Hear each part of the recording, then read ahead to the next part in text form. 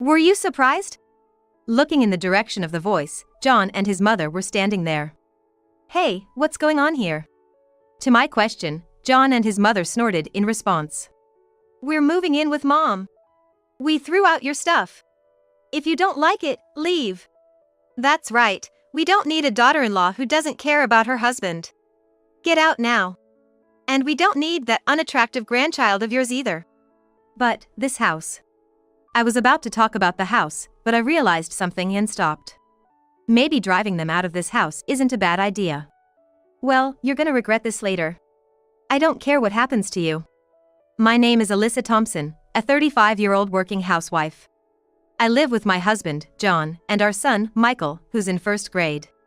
Just an ordinary housewife, like many out there. If there's anything unique about me, it's probably that I grew up in a wealthy family. I have passive income from land, buildings, stocks, and such, but I wanted to work and earn my own living. My parents also lived in a very typical single-family home without flaunting their wealth. Not many people in our neighborhood knew we were wealthy. If people found out about our wealth, they'd come after us for money. That's why my family has always lived modestly for generations. John and I worked at the same company. I joined later, but I got promoted faster. It seemed I was a better fit for the job. When we were dating, it was all good. But after we got married, he started resenting the disparity. A marriage with a disparity in status. Marrying up. John was looked down upon at work, and there were even rumors that he was under my thumb at home. He started getting mocked because it seemed he was in a lesser position compared to me. It's not John's fault. Even when he got frustrated, I never blamed him. But after I took maternity leave, his attitude started to change. During my maternity leave, he'd make snide comments like, "Must be nice to get money without working." Once I was on childcare leave, he'd say, "I'm the one supporting you. You better remember that and watch your attitude." Indeed, you get paid during maternity leave even though you're not working. But in exchange, women risk their lives to give birth. Childcare leave is unpaid time off to take care of the child. I was grateful to John for supporting me during that time. Originally, I appreciated John for accepting our dual income setup and for splitting the living expenses fairly. So there was no need for him to flaunt his dominance. I was saddened by John's change in attitude. And after I returned to work from childcare leave, our relationship started to get strained. John began to neglect my son and me. The deposits into our joint living expenses account gradually decreased until John's contributions hit zero. Even after I returned to work, he didn't lift a finger around the house or help with child rearing. Perhaps he used to feel superior, but now that I've gone back to work, his sense of superiority has been challenged. At work, since I'm the boss, there are times I have to be strict, even with my husband, regarding matters within my purview. This includes things like business-related warnings, but I try my best to do it discreetly, away from the eyes of other employees. I wonder if John thought I should overlook things simply because he's my husband. I try to act naturally, but it seems even that doesn't sit well with him. I'm always wondering how we can become a harmonious family again. What bothers me just as much as John's attitude is the presence of my mother-in-law, Kate. She's one of those mothers-in-law who adores her son and constantly criticizes everything I do, never missing a chance to put me down. When we got married, she even criticized me for having a higher position at work than John. Oh my, for a woman to claim she's a manager, higher than John? What was she thinking? How could a woman like that even think of marrying my dear John? Women should be modest, walking behind their husbands. Such a dated view on women, and Kate shouted it out loud. I'll never forget that shock. Especially since John started to ignore me and Michael, Kate's snide comments have gotten worse. Maybe John, when visiting his family home, filled Kate's ears with bad stories about me. Even when I reported going back to work, Kate's sarcasm was relentless. Leaving such a small child and going to work? Don't you have any maternal feelings? Oh right, a child born to a woman like you can't be cute. And she didn't even bother with Michael after saying that. Being her direct grandson, and a boy at that, I thought Michael would at least be doted on by her. But that wasn't the case. I feel so sorry for Michael, treated poorly just because I am his mother. Michael doesn't talk about his father or grandmother. Being in first grade, he must have sensed the ill will directed at him by his father and grandmother. My parents absolutely adore Michael. They love him so much that they would say, "I could eat him up and not feel a thing." They've made and played with toys together, and have let him participate in events like making s'mores at campfires. They always talk to him, and listen to his stories with a smile. That's why Michael seems to prefer being at my parents' home over our own. He often stays there for long periods during summer breaks. It's curious how different the two sets of grandparents can be. I really don't know what to do. Lately, John's behavior has been suspicious. After work, he's been spending a lot of time at his mother Kate's place, seemingly up to something. Not long after John and I got married, his father passed away. So, now Kate lives alone. She probably can't contain her happiness that John is visiting her. She seems to be fussing over him a lot.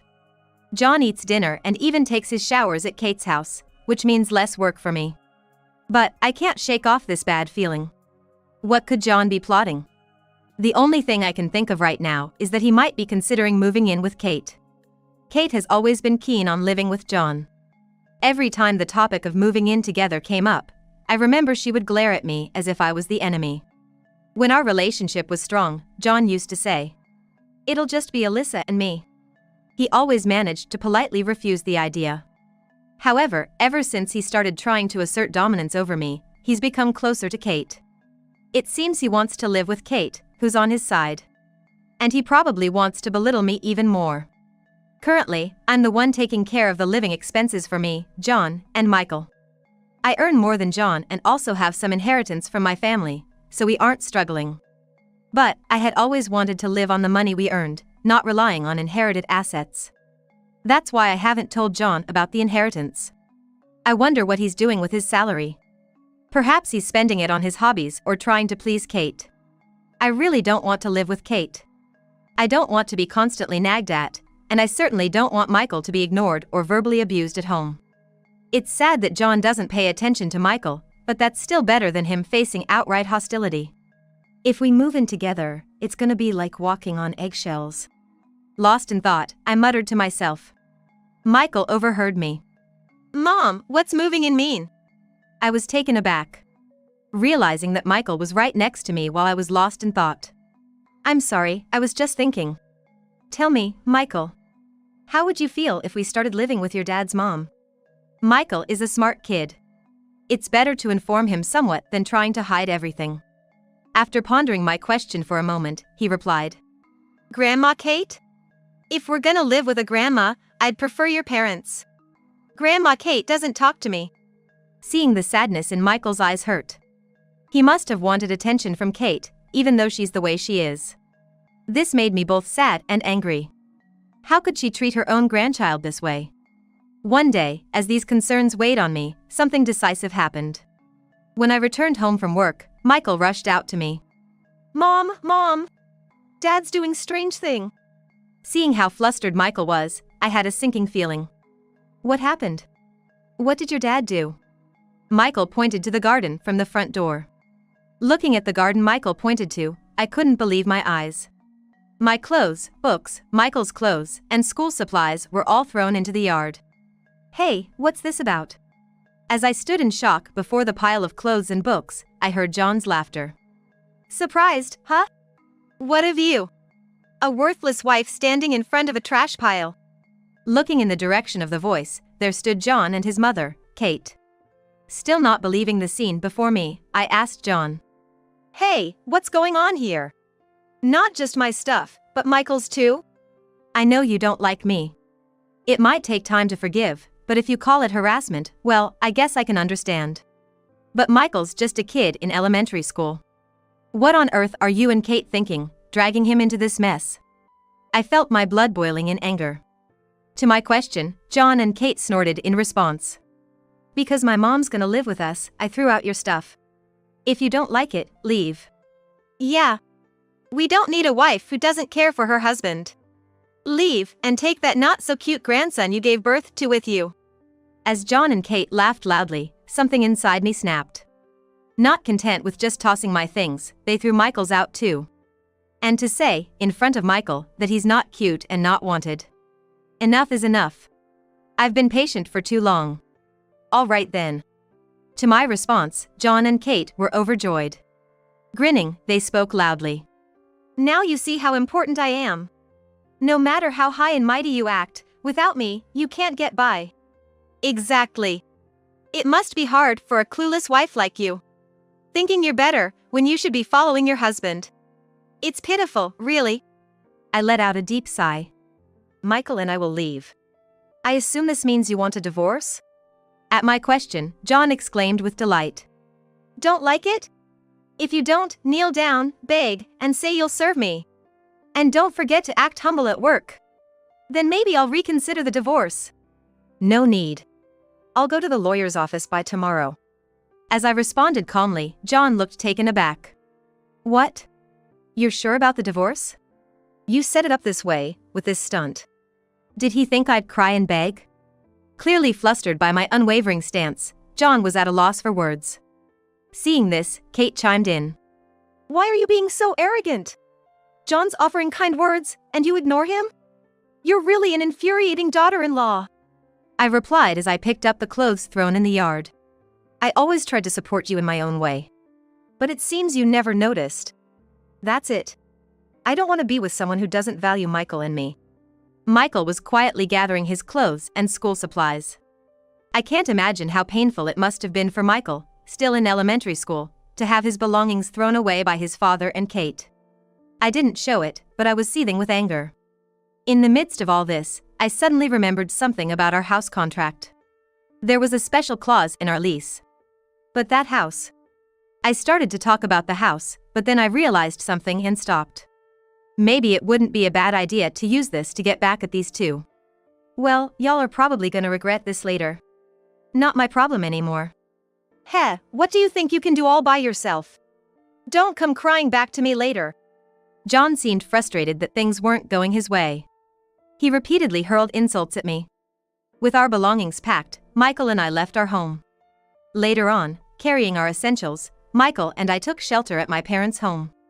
My parents were shocked by John and Kate's behavior but were happy to take us in. Michael was thrilled to see his grandparents, whom he adored. I need to finalize the divorce now.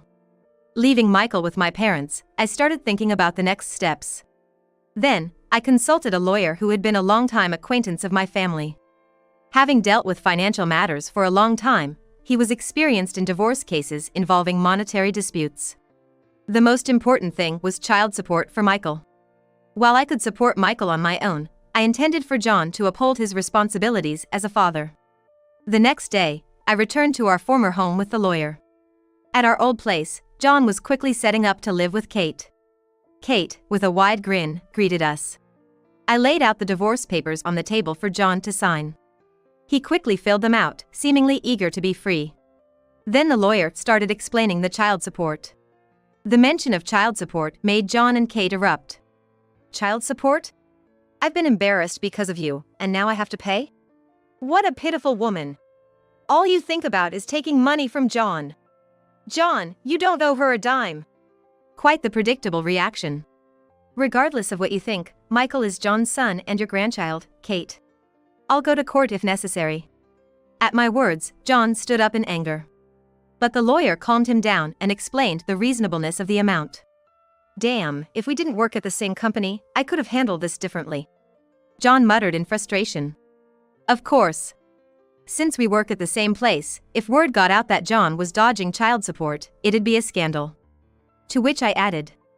Oh, speaking of which, now that we've got the divorce papers, we're nothing to each other. Starting tomorrow, I'm gonna treat you just like any other employee. Now that you're not my husband, I don't have to protect your image. Upon hearing this, John went pale. That's right. To protect his image as my husband, I used to give him feedback privately or subtly within our casual conversations.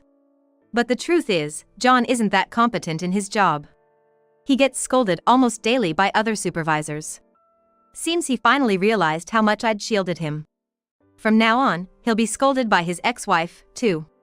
And he'll be laughed at and looked down upon by other employees. Imagining that.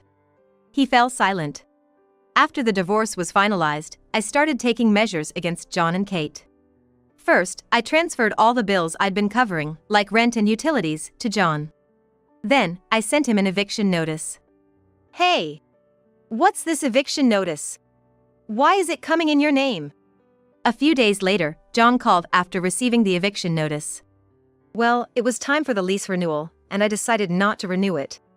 Even if you wanted to continue, I'd decline. It's a house I'm renting out under my name, so it makes sense, doesn't it? What? It's under your name? It was clear from the other side of the phone that John was flabbergasted. In fact, the house he had been living in was under my name, Alyssa. I inherited it as part of my assets and had been renting it out. I wasn't sure what kind of reactions I'd get if John or my former mother-in-law, Kate, found out it was under my name. They might start to rely on the assets and passive income one possess. Especially John, he'd probably quit his job and live a lavish lifestyle. And Kate would likely spend as if saying, "My daughter-in-law's money is my money." So, I had been effectively paying rent to myself. Well, if it's your house, there shouldn't be a problem with me living there. We're married after all. Married? What are you talking about? I already filed for divorce. You and I are complete strangers now. I'm not the type to let a complete stranger live in my house for no reason. Please move out by the specified date. Finally, doubt crept into John's words. Hold on, what do you mean your house? Even if you hold a higher position than me, you're just another employee. Moreover, this is the house we lived in since we got married. Well, maybe you didn't notice because I never told you, but my family has always been wealthy. We own various properties, like lands and condos, and some are under my name. At my words, John seemed to be taken aback. The ex-wife he always saw as a foe was, in fact, a wealthy heiress with properties. Yet she still worked, and if he was with her, he'd never have to worry about money. Maybe thinking that, John flipped his stance. Hey Alyssa, can we give it another try? This time, I'm gonna treat you right and we won't live with my mom. What do you say? Quite the about-face. Who would want to start over after all that? Letting it all out, I let him have it. You think I'd ever reconsider things with someone who changes their attitude on a dime? You always said how humiliated you felt because I had a better job and earned more. It's over, I'm moving away from such a person. Good for you, no more shame to bear. I yelled with all I had and hung up. Phew, that felt good. I can't wait to see what happens with John and Kate. From then on, things seemed to have gone downhill for John and Kate. They struggled to find a new place to live. While I gave them some time before the eviction, they dragged their feet and didn't bother finding a new place. So, after the eviction, they had to look for a place while carrying all their stuff. Apparently, it looked pretty ridiculous. Some of our colleagues even saw it, and word spread about them getting kicked out of their house. And now, he had to face me at work. John seemed deeply humiliated. Damn it. If Alyssa would just reconsider, I wouldn't have to go through this. Maybe I should quit this uncomfortable job and move to another company. But quitting wasn't easy for John. He had chosen to live with Kate, which meant he had to cover living expenses for both of them now. For John, who had been relying on me for living expenses for years, it would be tough. Almost all of his income would now go to bills. He seemed super stressed. Even Kate, who he was once close with, their relationship soured. She had been hoping for a relaxed life, having me handle all the household chores. But that dream was shattered with the divorce. John, who lives with her, covers the living expenses, so Kate must handle the household chores. Now, it seems he's been making snide remarks towards John. He's such a useless son. Doesn't earn much, lets a wife who can both earn well and do chores slip away, and makes me do the housework. What? It's your fault, Alyssa, and I got divorced. If it weren't for you. What did you just say? How can you say that to your own mother? John has to pay child support for Michael. After paying the child support from his not-so-high salary, he doesn't have much left. He has to live on that small amount. Now that he no longer has the financial security he used to, it seems John and Kate are fighting daily.